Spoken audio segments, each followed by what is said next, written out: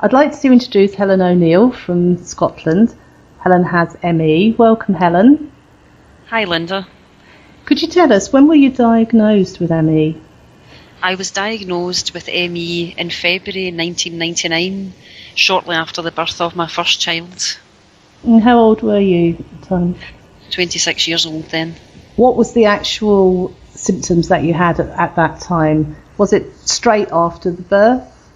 Yes, I became acutely unwell shortly after my daughter was born, certainly within the first couple of weeks. And I had lots of symptoms that I hadn't had before. I suffered badly with muscle spasms and muscle twitching. I was in a lot of pain, especially lymphatic pain. I had tenderness under my armpits, constant sore throat. I was very mentally and physically fatigued all the time. So, I wasn't really able to function. What did the doctors say at that time? The doctors didn't really say very much, but they ran the usual batch of tests, most of which come back normal. The only one that was slightly abnormal was my thyroid function, which was borderline hyper, but on retest it came back fine.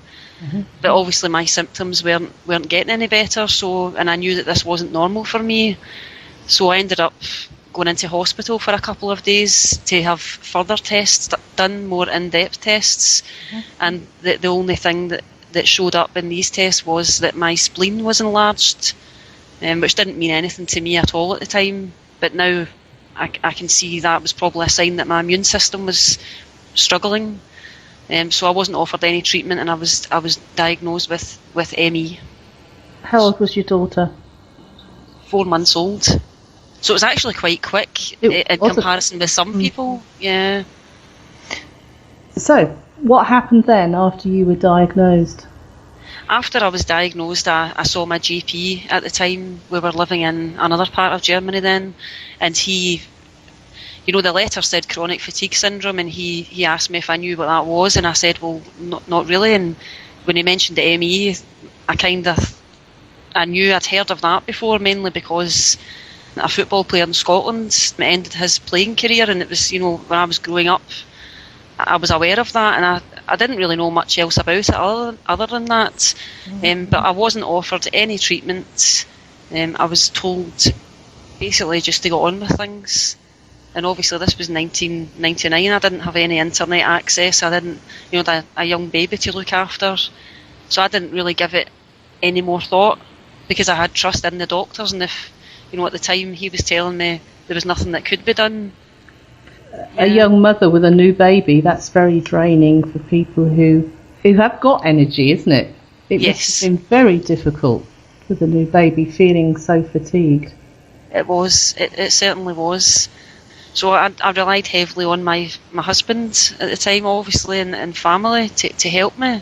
And within about a year, I felt my health was starting to stabilise to a degree whereby I was able to function more normally, but I still wasn't the way I used to be before I had her. But obviously I had no treatment. And in the years afterwards, my health continued to yo-yo. I had spells whereby I felt very unwell, just with the same symptoms coming back. And each time I went to my GP, I was told the same thing. Sorry, there's nothing that can be done. This kind of carried on until we moved to Colchester in 2005, and my health just went from bad to worse. I remember at one point I had just a kind of minor flu type virus. I wouldn't even call it the flu. It was like a cold, and within about 2 weeks of recovering, I just hit the floor really, and I never get back up again. I felt absolutely awful. I had chronic pain all over, the lymphatic pain, the tenderness, my throat was sore. I just couldn't do anything really, and I spent most of the day in bed. My brain wouldn't function. It was just awful really. How did you learn about LDN? Well, I learned about LDN because one of my aunts in Scotland, she was one of the few people in Scotland that knew how ill I was, obviously living in Essex. didn't want to worry the family, especially my mum, who tends to worry about everybody, and there's 8 children in our family, so 8 children in my family, so that's a lot of worrying if you take on board everyone's life. But my aunt, who I'm very close to, she spent a lot of time with us, helping with the children and that.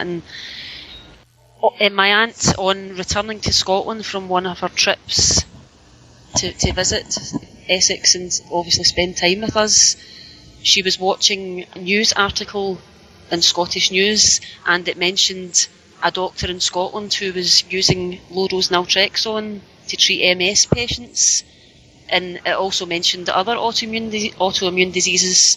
So my aunt was the first person to tell me about Low Dose Naltrexone, and I researched it myself at this point. I made an appointment to go and see the doctor in Scotland.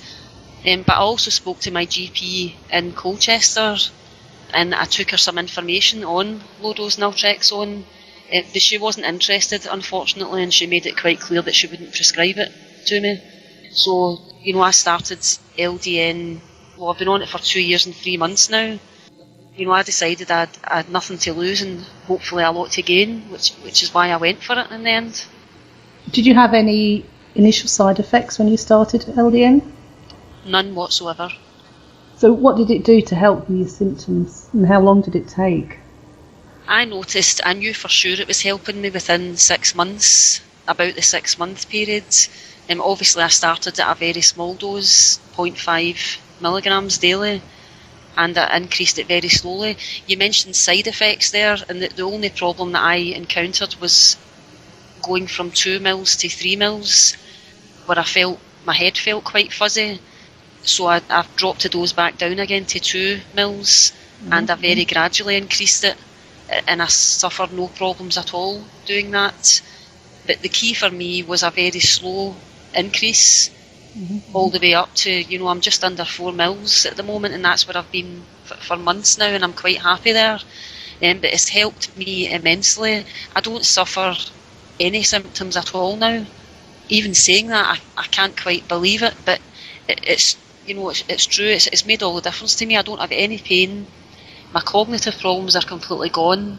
I sleep regular now. I don't have any problems with my sleep at all. I used to really suffer badly with unrefreshing sleep. I'd be sleeping all the time, but still feeling as if I hadn't slept. Yes. And I don't have any of those symptoms at all anymore.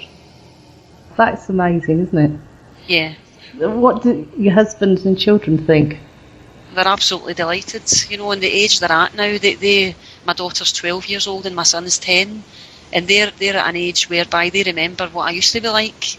So they know that the person they've got now is different from the person they had 3 years ago.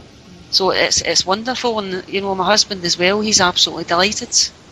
So he's having some time where he doesn't have to do all the housework and looking after the children. Exactly, yeah. I run rings round everyone, really. Well, that's fantastic. What would you say to other people with ME who are thinking of trying LDN, who are a bit sceptical? I thought long and hard about this question, actually. I would tell them to speak to others who have used it. They can, which obviously via LDN Research Trust is a perfect place to do that. Research the facts as best you can on your own. Speak to your own GP. I would always suggest that people do that, because you never know. Educating a doctor's a wonderful thing as well. A lot of them don't know anything at all about LDN. I would say that you've got nothing to lose and a lot to gain. So, and also, if you do try it, give it time.